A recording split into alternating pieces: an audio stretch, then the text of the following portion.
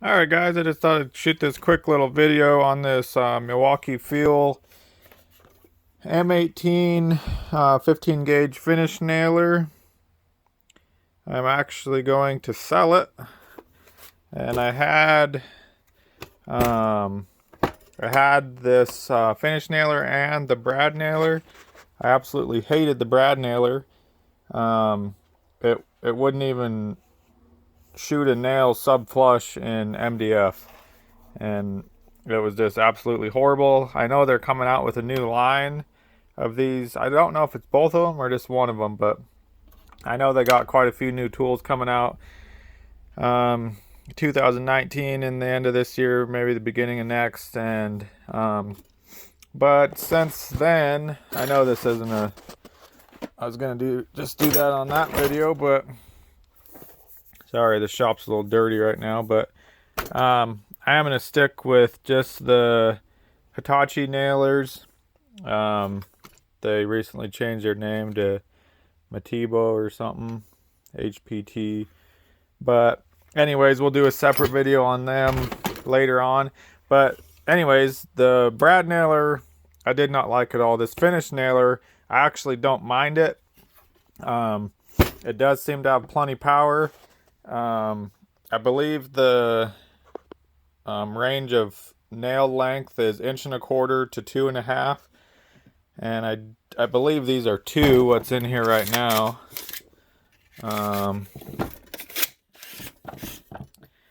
I'm pretty sure that's 2-inch.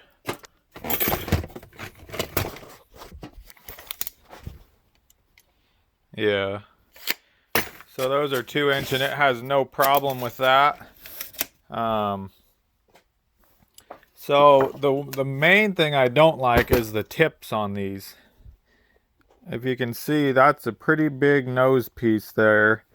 And when you're getting it up, it kind of, once you set the nailer in to fire it, it covers the tip of the nailer there where it's the nail's coming out. So you can't really, you can no longer see where you're at. And there is a little line here. I'm not even sure if the camera will pick it up. It's just a little, like a hash mark on that rubber nose piece. But I don't know. And they do have one on the side there also. But it's just nice to be able to see the actual nose piece. You know, like this, you can see the nose piece. The safety lever is under the nose piece on the Hitachi. So I'm just gonna get rid of it. And the other reason is I do have plenty of Milwaukee tools, but if you're on a job and you got all your nailers there, I have the cordless framing nailer also in the Hitachi.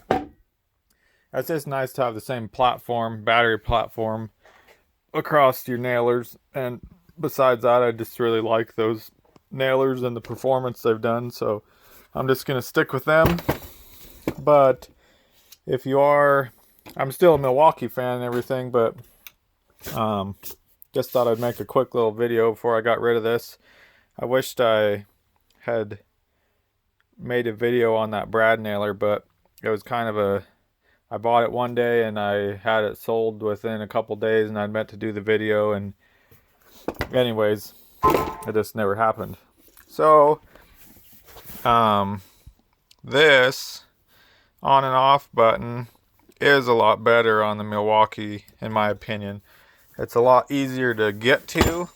The Hitachis are kind of under this, and I noticed in the sunlight, which you probably ain't going to be using your finished nailers much outside, but especially not a brad nailer, but these lights can be kind of hard to see in the sunlight.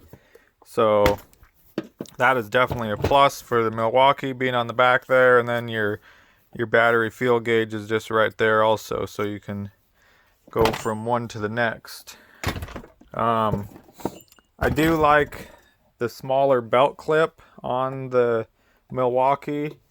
Now this is kind of turning into a this versus that video, but I will say that the Hitachis are a lot easier to get on your, you know, your tool bag. Your pocket's kind of different, but a lot of times you'll have, you know, your belt will be too tight into your stomach, so you'll just hang it on the side of one of your pouches.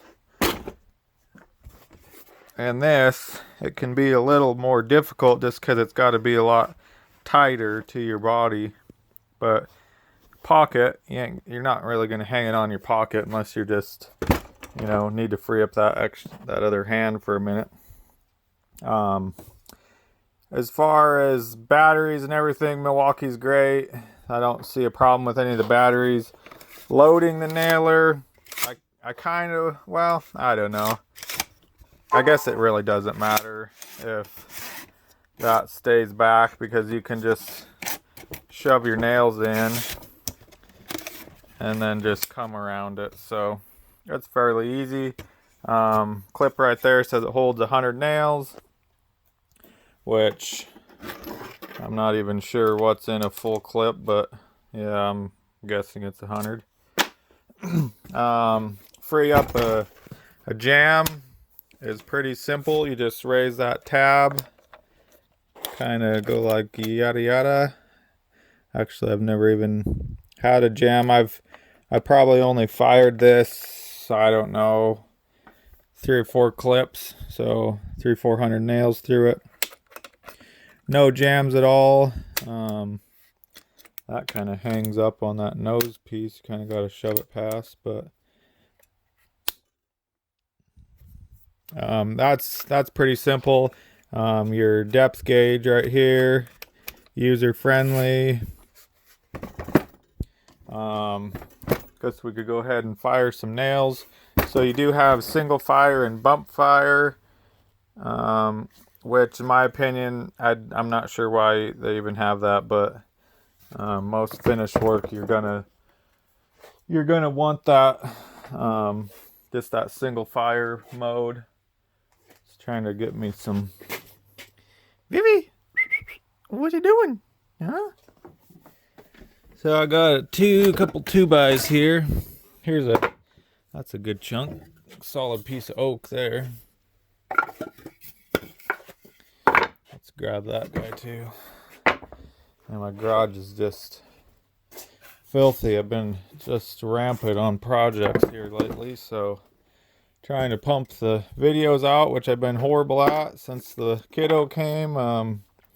It's just kind of taking a back burner. Apologize for anybody that's might have been waiting for some uploads. I will do my best to get that as a priority as fast as I can. But anyhow, so this is, it's 1 7/8 solid oak. So we'll go ahead and fire a few off into that.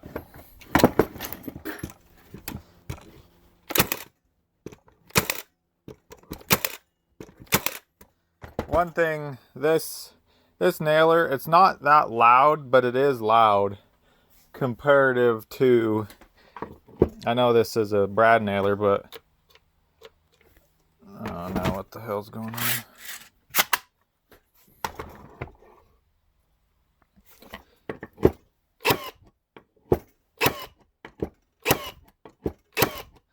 It's just kind of it's subtle. This is just kind of a hard.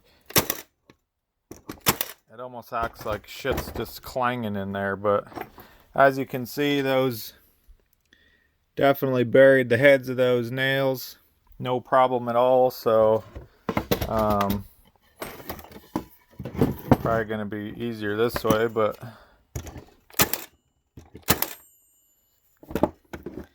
so, and there you can see that they're sticking out. I guess for anybody who cares, you just hold this again, and then that light will blink, and then you can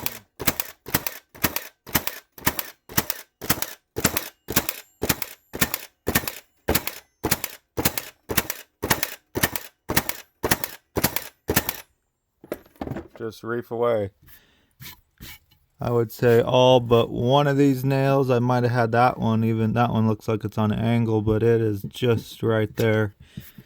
But every one of those is sub flush.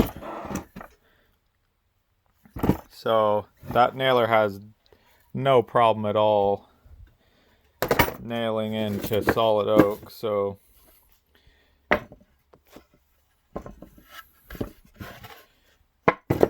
as you would imagine, it's not going to have any trouble at all nailing into this 3/4 MDF and a regular 2x.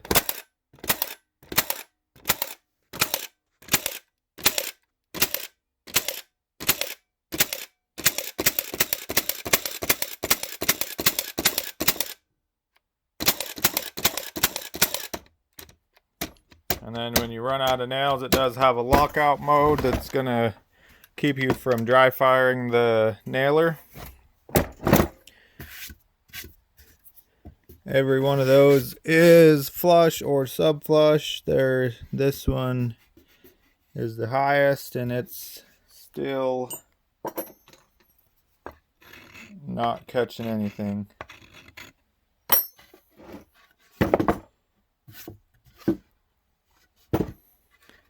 So I really don't have any much bad to say about this besides the visibility on that nose cone. And for me, just the platform, just having only one nailer that uses a Milwaukee battery now. Maybe later on I'll change my mind, but for now I'm really happy with that.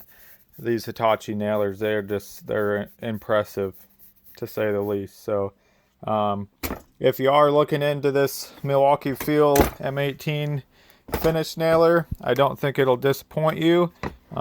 Just be aware of the visibility on that front nose piece, and maybe that's not a big deal, or maybe you don't have a problem, you know, lining up your workpiece with that little hash mark. But sometimes it's just nice to be able to see that nose cone, and if you're getting right on the edge of something, you want to be able to put it right on the edge of something. So yeah, it does have a light also right on the front there, which I'm not exactly sure why that's not coming on. Let me throw some more nails in there. I wouldn't imagine that would be what's keeping it from coming on.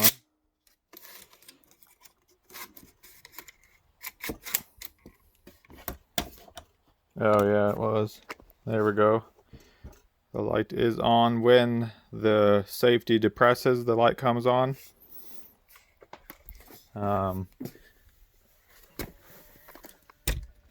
So you can see there that it does light up.